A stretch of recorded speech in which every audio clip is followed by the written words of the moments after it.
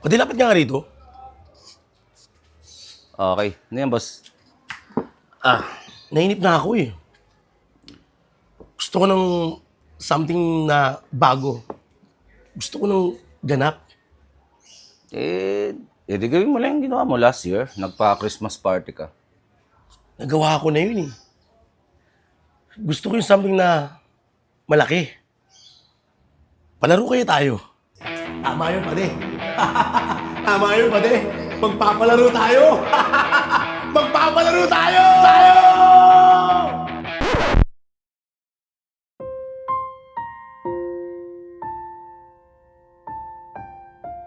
Pade, lalim ng iniisip ah. Magpapalaro kasi tayo, di ba? Ang tanong, saan ako kukuha ng pera? Ang masakit pa rito, may sasali kaya? Di ba, ginawa mo yung video na yan? Yung part na yan, yung transition na yan, bubuin na natin yung part na yan, di ba? Hindi ko alam kung anong date nung mangyayari yung tipong, Barangay Capri, handa na ba kayo? Barangay Capri, handa na ba kayo? Biglang, yung intro na yun, nung panahon na yun, nung ginawa natin yung video na yun, yung intro yun, mas ano na tayo rito nun, mas parang siyang bihis na bihis na. Di ba ginawa natin last time yung yung palaro nila Bibe. Aha. Yung Christmas, di ba? Parang 2 years na rin yata yun na wala. Buhayin natin ulit, di ba? Bigyan natin siya ng konting kilite. Alam mo yun, yung para matuwa naman yung mga kabarangay natin dito. Malay mo, ano sa tingin mo pwede? Pwede kaya yun? Okay.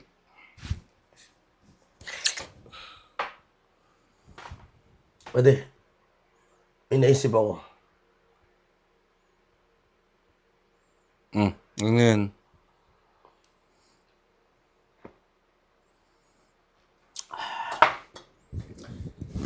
Palaro kaya tayo.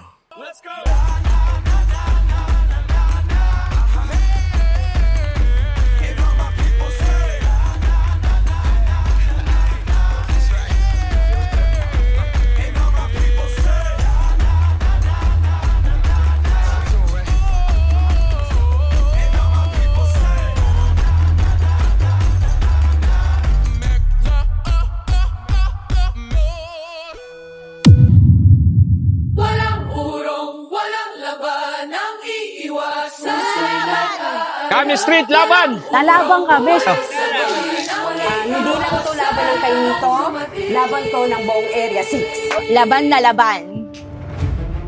Hindi ko talaga lubos akalain na totodo yung bawat iskinita. Akalain mo yun, ibinuhos lahat para na sa kompetisyon na to. Hindi na to friendly game eh. Labanan na to. Dikdikan. Ngayon ang oras ng digmaan. Hello, sir. Capri, ang tapang ay parang agila sa api. Di umatras, di natitinag. Sa bawat hamon, kami handang humarap. Puso'y nag-aalam, apoy sa dilim. Nila, no? Nakakapagod pero masaya. Nakakatuwa lang kasi itong mga kapitbahay natin dito sa lugar natin isa talagang nakisali, nakilaho. Laban! May kasama pang... Kahit na manit lang yung bagay na pinagtatalunan nila pero at least, di ba? Sana hoping tayo next year mas maganda pa, mas masaya, mas malakas. Mountain Dew with Star. Tapos meron din kami ditong Sharon. Ito po cups lang po siya na yung 8 ohms. Mahalaga talaga dapat may ganito at para sa mga kabataan, matututo sila hanggang paglaki nila, nakikita nila gimaya po yung pagiging mabuting mamamayan natin. Ito ang kalalabasan niya. Ang ganyan kalalabasan. Ang tagumpay ng grupo na to ay tagumpay hindi ng Sinita, tagumpay ng barangay sa kabuuan. Ano ng Mountain Dew? Bali, recycle po for sa paul natin. Bali, ito po ang magiging arso namin sa may bunga dito. Kung maging sukat dito, ayun naman sa sukat. I-ano mo na lang doon. Dito tayo. Ituturo kita. Ito mahirap pag matatanda yung kausap. Matitigas yung ulo. Pero masaya. Tingnan nyo. Tingnan yung effort, di ba? Napakaangas. So kung bibigyan lang talaga ng pansin itong ating mga kapitbahay na makisali sa ganito, lahat naman makikisali. At hoping talaga tayo mga pade na next year is mas malaki na at mas masaya. Sana lang, di ba?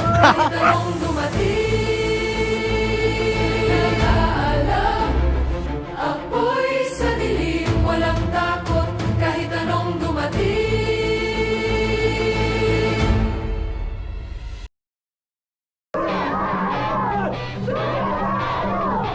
Sa gitna ng ingay, sa gitna ng ulan, dito sa Capri, puso'y nagkakaisa lang. Hawak kamay, bawat tao'y may kwento. Sa hirap at ginhawa, tayo'y magkapipisig dito. Walang iwanan, walang sukuan, kahit anong bagyo, tayo'y laban. Mga tambol ang digmaan, naririnig mo ba? Pintig ng puso para sa isa't isa. Pag-ibig ang sandalan, pagkakaisa ang galaw. Sa barangay Capri, walang maiiwanan kailanman.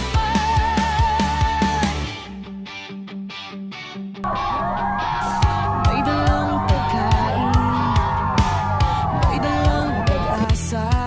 Sa bawat sulok, mayroong saya. Tindahan sa kanto, mga bata sa kalsada. Ngunit sa likod ng lahat, ang puso'y nagtatagumpay pa. Sumigaw tayo ng malakas, buong barangay, tayong lahat ay magkakapatid. Walang alitan, walang away, pagmamahal ang sagot sa bawat sigaw. Capri ang ating tahanan, sa puso'y laging buo at matibay. Mga tambol ng digmaan, naririnig mo ba? Pintig ng puso para sa isa't isa. Pag-ibig ang sandalan, pagkakaisa ang galaw. Sa barangay Capri, walang maiiwanan kailanman. Mga tambol ng digmaan, naririnig mo ba?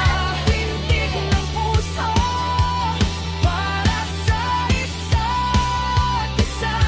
Pag-ibig ang sandata, pagkakaisa ang galaw. Sa barangay Capri, walang maiiwanan kailanman. Dahil sa akin, ang kahulugan ng kompetisyon ay hindi lang sa pagkapanalo. Ito'y sa pagtutulungan at pagkakaisa ng bawat manlalaro. Dahil ang tunay na kompetisyon ay yung pagtanggap sa pagkatalo, paglago, pagunlad at pagbangon. Diyan sinisilang ang tunay na kampyon.